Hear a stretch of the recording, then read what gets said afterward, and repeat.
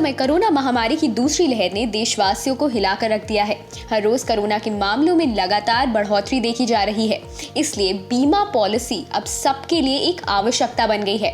लेकिन इसके साथ साथ एक आपातकालीन नगद निधि भी तैयार रखने की आवश्यकता है, क्योंकि स्वास्थ्य बीमा पॉलिसी उपचार लागतों को कवर करती है, लेकिन कैशलेस उपचार के लिए बीमाकर्ताओं की मंजूरी में कुछ समय लग सकता है।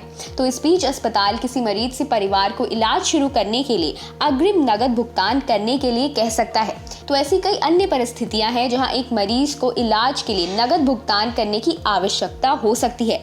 तो इन स्थितियों से निपटने के लिए आपातकालीन नकदी का इंतजाम करके रखना भी काफी महत्वपूर्ण हो गया है। तो आइए वीडियो में जानते हैं कुछ आसान तरीके जिन्हें आप अपनाकर इमरजेंसी के लिए फंड इकट्ठा कर सकते हैं।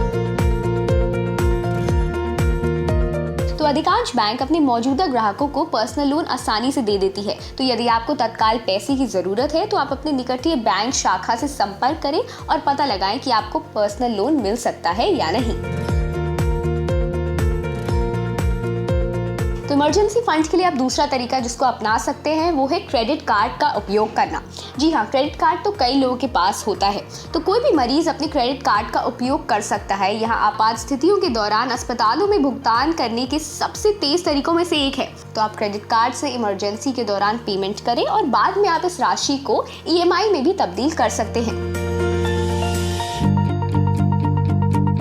वही तीसरा तरीका जो आप अपना सकते हैं वो है गोल्ड पर लोन लेकर।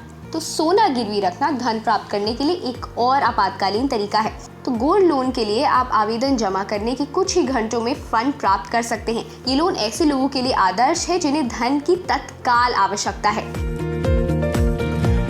वहीं अगर आपके पास गोल्ड लोन नहीं है या फिर क्रेडिट कार्ड नहीं है तो आप अपनी EPF से पैसा निकाल कर इलाज करवा सकते हैं। जी हाँ, आप कर्मचारी भविष्य निधि से पैसा निकाल सकते हैं। हालांकि यह धन जो है केवल अंतिम उपाय के रूप में निकाला जाना चाहिए और साथ ही और विकल्पों की तुलना में डिस्पर्सल का समय थोड़ा ज्यादा होता है।